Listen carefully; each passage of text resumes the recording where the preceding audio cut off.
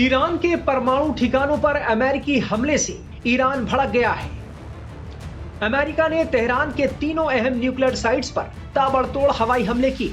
अमेरिकी वायुसेना के B-2 बॉम्बर्स ने फोर्दो, नतांज और इस्फहान तीनों परमाणु ठिकानों को निशाना बनाया, जिससे ईरान गुस्से में है।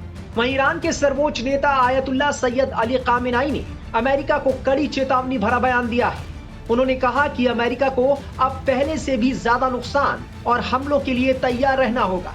इस बयान को एक साफ धमकी के रूप में देखा जा रहा है, जो संकेत देता है कि ईरान युद्ध को रोकने के पक्ष में नहीं है और किसी भी वक्त अमेरिकी ठिकानों पर जवाबी हमला कर सकता है। वहीं राष्ट्रपति ट्रंप ने अपने सोशल मीडिया प्लेटफॉर्म ट्रूथ पर लिखा कि अगर ईरान ने कोई जवाबी कार्रवाई की तो उसका जवाब बीती रात के हमलों से कहीं ज्यादा ताकतवर होगा। उधर अमेरिका की ओर से ईरान के परमाणु ठिकानों पर किए गए हमलों के बाद ईरान ने पलटवार करते हुए इजराइल पर फिर मिसाइल दागे हैं। ईरान ने इजराइल पर मिसाइलों की बारिश शुरू कर दी है। तेल अवीव में सायरन बज रहे हैं। इजरायली डिफेंस फोर्स ने अपने नागरिकों से सुरक्षित रहने को कहा है। खबर है कि ईरान ने इजराइल पर 30 से ज्यादा मिसाइलें दागी हैं। इनमें से ज्यादातर मिसाइलों को इजराइल ने इंटरसेप्ट कर दिया। हालांकि ये अभी साफ नहीं है कि ईरान के इस ताजा मिसाइल हमले से इजराइल का कितना नुकसान हुआ है। उधर ईरान के विदेश मंत्री ने परमाणु ठिकानों पर अमेरिकी हमलों पर कहा कि यह अमेरिका की ओर से UN चार्टर का खुला उल्लंघन है। बता दें कि अमेरिका ने ईरान के 3 प्रमुख परमाणु ठिकानों फोर्दो, नतांज और इस्फहान पर हमला किया है। अमेरिकी सेना ने इन ठिकानों पर पूरी तैयारी के साथ बम गिराए, जिसमें मुख्य निशाना फोर्दो था। A short time ago, the U.S. military carried out कुछ वक्त पहले अमेरिकी सेना ने ईरान की 3 प्रमुख परमाणु सुविधाओं फोर्डो, नतांज और इस्फहान पर बड़े पैमाने पर सटीक हमले किए। Isfahan. Everybody heard those names for years as they built. हर किसी ने सालों तक उन नामों को सुना है जब उन्होंने इस भयावह विनाशकारी उद्यम का निर्माण किया था। Nuclear enrichment capacity and a stop to the nuclear threat posed by the हमारा मकसद ईरान की परमाणु संवर्धन क्षमता को नष्ट करना और दुनिया के नंबर 1 आतंकवाद प्रायोजक राज्य द्वारा उत्पन्न परमाणु खतरे को रोकना था। Iran's key nuclear enrichment facilities have been completely and totally obliterated. आज रात मैं दुनिया को ये बता सकता हूं कि ये हमले एक शानदार सैन्य सफलता थी। ईरान की प्रमुख परमाणु संवर्धन सुविधाएं पूर्णतः नष्ट कर दी गई हैं। Congratulate Prime Minister Bibi Netanyahu. We worked as a team like perhaps no team has ever worked before. मध्य पूर्व के दबंग ईरान को अब शांति स्थापित करनी होगी। अगर वो ऐसा नहीं करते हैं तो भविष्य में हमले कहीं ज्यादा बड़े और बहुत आसान हो जाएंगे। The great American patriots who flew those magnificent machines tonight, and all of the United States military on an operation the likes of which the world has not seen in many, many decades. इस पूरे मामले पर रक्षा विशेषज्ञ संजीव श्रीवास्तव ने क्या कहा, सुनिए।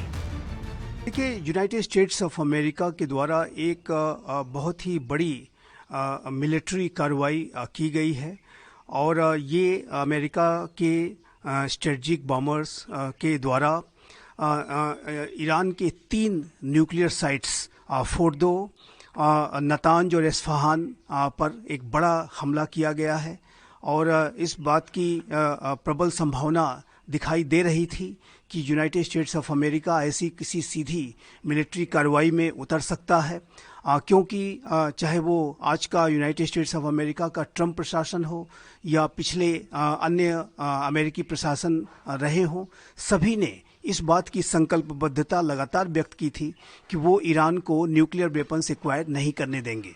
और इजराइल तो ईरान के न्यूक्लियर वेपन्स को अपने लिए एक एग्जिस्टेंशियल थ्रेट के तौर पर देखता है। तो ऐसे में जब ईरान अपने न्यूक्लियर वेपन्स के प्रोग्राम को तेज गति से आगे बढ़ा रहा था और IAEA की बोर्ड ऑफ गवर्नर्स की बैठक में भी इस बात को स्वीकार किया गया था कि ईरान अपने यूरेनियम इनरिचमेंट के प्रोग्राम को तेज गति से आगे बढ़ा रहा है, तो ऐसे में ये जो बड़ी मिलिट्री कार्रवाई अपेक्षित थी, इमिनेंट थी और ये जो एक्शन इजराइल ने लिया और उसके बाद अब अमेरिका जिस तरह से सीधे इस पूरे युद्ध में उतर गया है, वो जाहिर है कि एक मेजर एस्केलेशन है और ये एक बड़ी मिलिट्री कार्रवाई अमेरिका ने की है और मेरे असेसमेंट के मुताबिक ईरान इसे ज़रूर रिस्पॉन्ड करेगा। लेकिन जो ईरान को जाहिर है कि इस इजरायली और अमेरिकन एक्शन से एक बहुत ही बड़ा डिवास्टेटिंग ब्लो उसे झेलना पड़ा है, एक उसे विनाशकारी क्षति उठानी पड़ी है।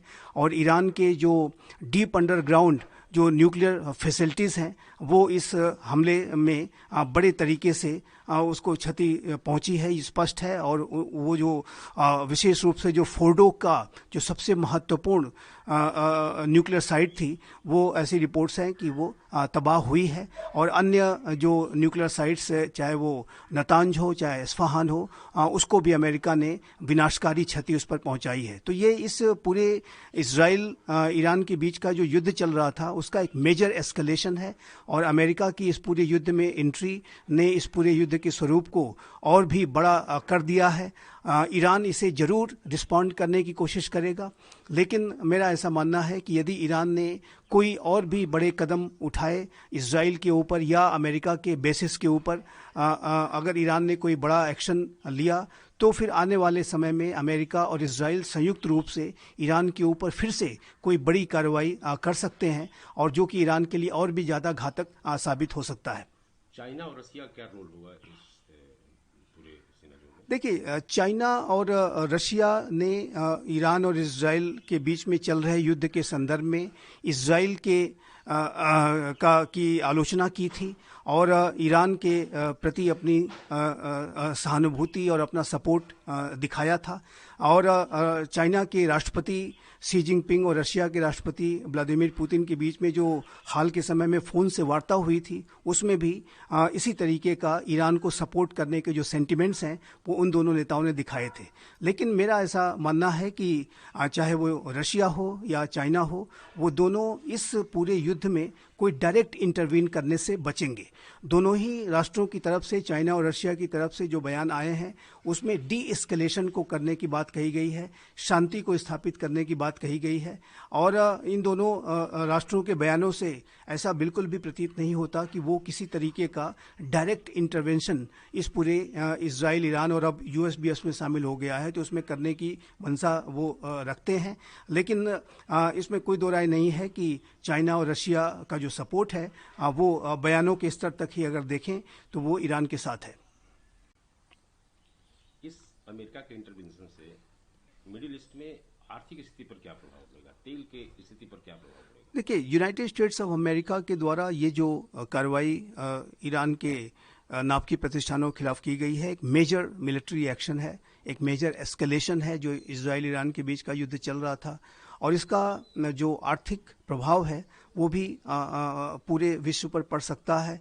और इस युद्ध में अब जाहिर है कि एक एस्केलेशन हो गया है और ऐसे में यदि straight of Hormuz Iran block करता है तो वो जो ऑयल की सप्लाई का एक जो बहुत बड़ा रूट है स्ट्रेट ऑफ हॉर्मुज, जहाँ पे विश्व की लगभग 1/4 जो ऑयल की जो शिपिंग है वहाँ से होती है, वो प्रभावित होगी।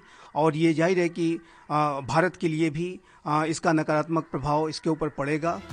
वहीं अमेरिका की ओर से 3 परमाणु ठिकानों पर हमलों के बाद ईरान ने पहला बयान जारी किया है।